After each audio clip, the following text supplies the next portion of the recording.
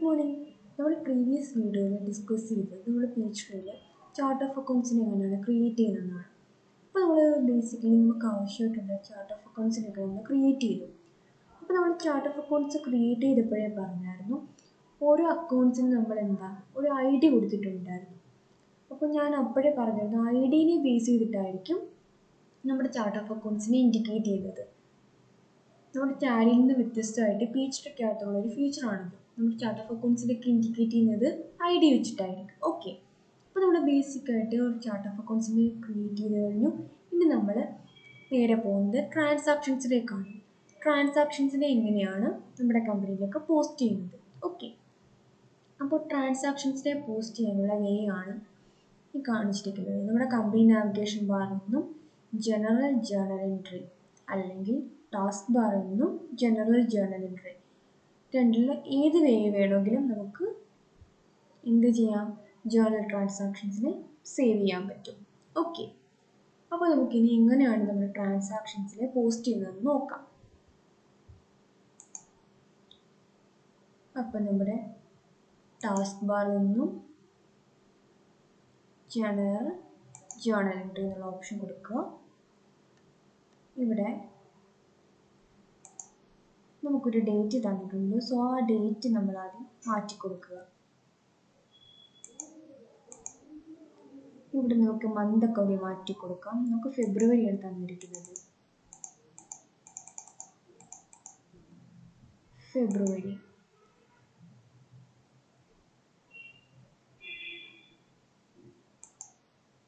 Second ഫെബ്രുവരി.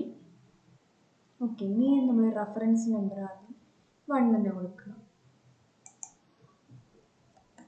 ഇനി നമ്മൾ first പറഞ്ഞിരിക്കുന്ന ട്രാൻസാക്ഷൻ എന്താണ്? Mister Arun brings cash as capital 10 lakhs. Okay, അപ്പോൾ ക്യാപിറ്റൽ ഇൻട്രൊഡ്യൂസ് ചെയ്യുന്നൊരു ട്രാൻസാക്ഷനാണ് നമുക്ക് ആദ്യം പോസ്റ്റ് ചെയ്യാനുള്ളത്. അപ്പോൾ നമുക്കറിയാം ക്യാപിറ്റൽ ഇൻട്രൊഡ്യൂസ് ചെയ്യുന്നൊരു ട്രാൻസാക്ഷനിൽ ക്യാഷ് അക്കൗണ്ട് എപ്പോഴും ഡെപ്റ്ററും ക്യാപിറ്റൽ അക്കൗണ്ട് ആയിരിക്കും ക്രെഡിറ്ററിലും വരുന്നതെന്ന് നമുക്കറിയാം, ഓൾറെഡി നമുക്കറിയാം. സോ ആ ജേർണലിനെ നമുക്ക് എങ്ങനെയാണ് പോസ്റ്റ് ചെയ്യുന്നതെന്ന് നോക്കാം. അക്കൗണ്ടിൽ ക്യാഷ് സെലക്ട് ചെയ്ത് കൊടുക്കുക. So starts business with cash. Okay, ഇനി ഡെബിറ്റിൽ നമ്മൾ എമൗണ്ട് കൊടുക്കുകയാണ്. ഓക്കെ, ഇനി ക്രെഡിറ്റിൽ നമ്മൾ ക്യാപിറ്റൽ അക്കൗണ്ടിനെ സെലക്ട് ചെയ്യുക.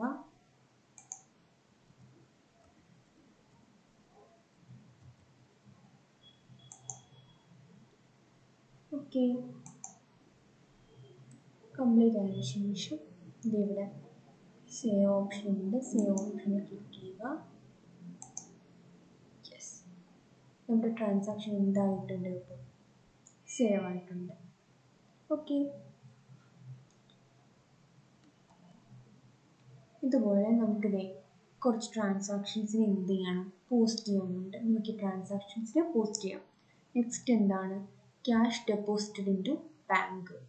എമൗണ്ടും പറഞ്ഞിട്ടുണ്ട്. എത്ര രൂപയാണ് നമ്മൾ ബാങ്കിലേക്ക് ഡെപ്പോസിറ്റ് ചെയ്യുന്നത്? ഒരു 30,000 rupees നമ്മൾ ബാങ്കിലേക്ക് ഡെപ്പോസിറ്റ് ചെയ്യുകയാണ്.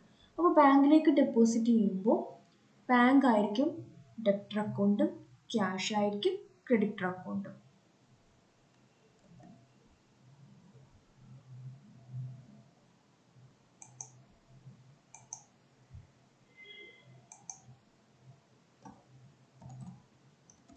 Deposit cash into bank.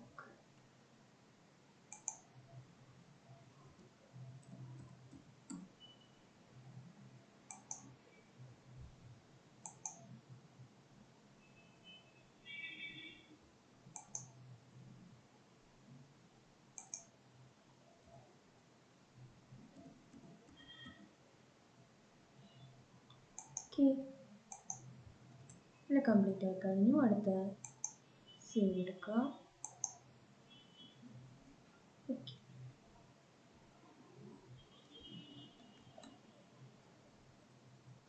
purchased goods for cash.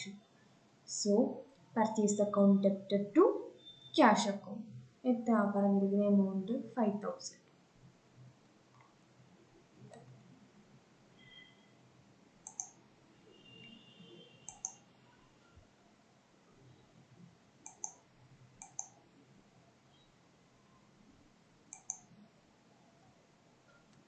Description കൊടുക്കാം purchased goods for cash.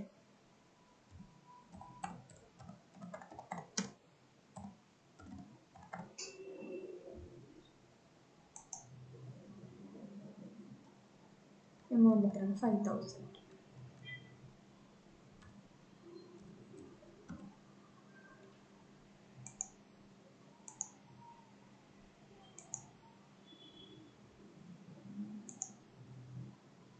Sorry ഒരു മിസ്റ്റേക്ക് പറ്റി, നമ്മൾ 50,000 ആണ് കൊടുത്തത്.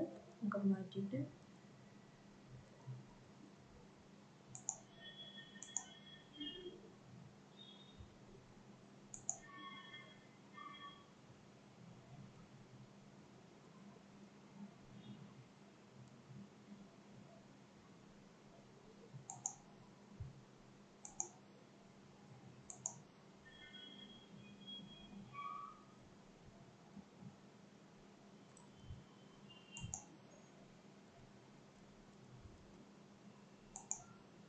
Okay.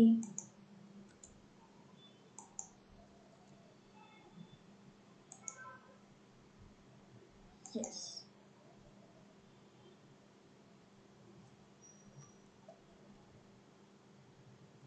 Purchased computer from Sharp Logic.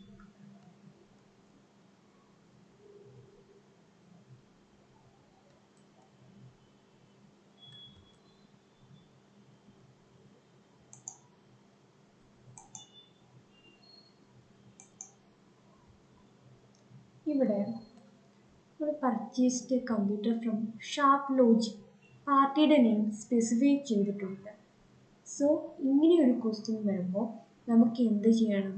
നമ്മുടെ പാർട്ടീനെ ക്രിയേറ്റ് ചെയ്യണം. നമ്മൾ ടാലിയിലും പഠിച്ചിട്ടുണ്ട്, നമ്മൾ പർച്ചേസ് ആണ് ചെയ്യുന്നതെങ്കിൽ നമ്മുടെ പാർട്ടിയുടെ അണ്ടർ അവിടെ കൊടുത്തിരിക്കുന്നത് എന്താണ്? സൺട്രി ക്രെഡിറ്റർ എന്നാണ്. അപ്പോൾ പീച്ച്വേയിൽ സൺട്രി ക്രെഡിറ്ററിന് ഈക്വലൻ്റ് ആയിട്ട് വരുന്ന അക്കൗണ്ട്സ് പേയബിൾ ആണ്. സോ നമ്മൾ ഈ ഷാർപ്പ് ലോജിക്കിൻ്റെ ക്രിയേറ്റ് ചെയ്യുമ്പോൾ ഷാർപ്പ് ലോജിക്കിൽ ലെജറിൻ്റെ അണ്ടർ എന്താണ് കൊടുക്കുന്നത്? Sundry creditor. ഇവിടെ അക്കൗണ്ട്സ് പേയബിൾ.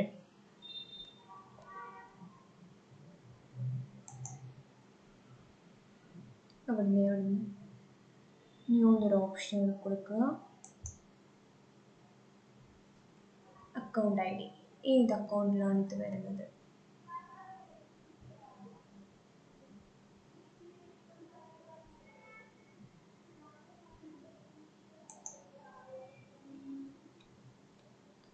നമ്മളിത് നോക്കിക്കഴിഞ്ഞാൽ നമുക്ക് മനസ്സിലാകും. നമ്മുടെ സൺട്രി ക്രെഡിറ്റേഴ്സിനെ ക്രിയേറ്റ് ചെയ്തിരിക്കുന്ന ഏതിലാണ്? 2000-ലാണ്. 2000 നമ്മുടെ സൺട്രി ക്രെഡിറ്ററിനെ ക്രിയേറ്റ് ചെയ്തേക്കുന്നത്. അപ്പോൾ നമ്മൾ അടുത്ത കൊടുക്കാൻ പോകുന്ന അക്കൗണ്ട് ഐ ഡി 2003 എന്നാണ്.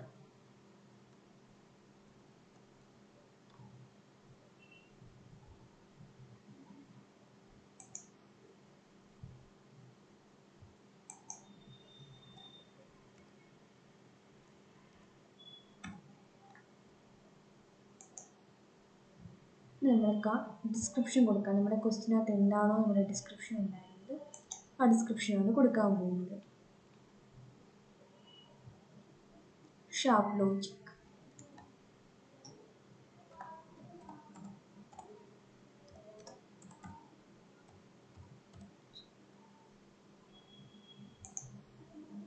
അവിടെ sundry creditor equal to accounts payable.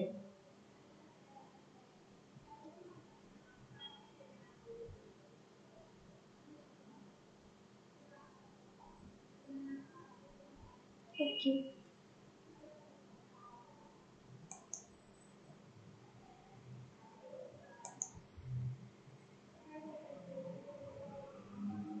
ഇപ്പോൾ നമ്മുടെ ചാർട്ട് ഓഫ് അക്കൗണ്ട്സിനെ നമ്മൾ ക്രിയേറ്റ് ചെയ്ത് കഴിഞ്ഞു. ഇനി നമുക്ക് നമ്മുടെ ലെജർ പോസ്റ്റ് ചെയ്യാം.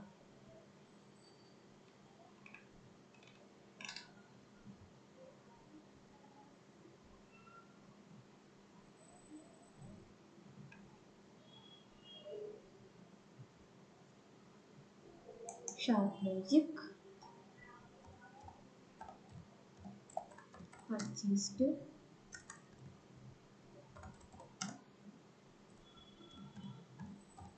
computer. നമ്മളിവിടെ ആ എമൗണ്ട് കൊടുക്കാൻ പോവാണ്, 25,000.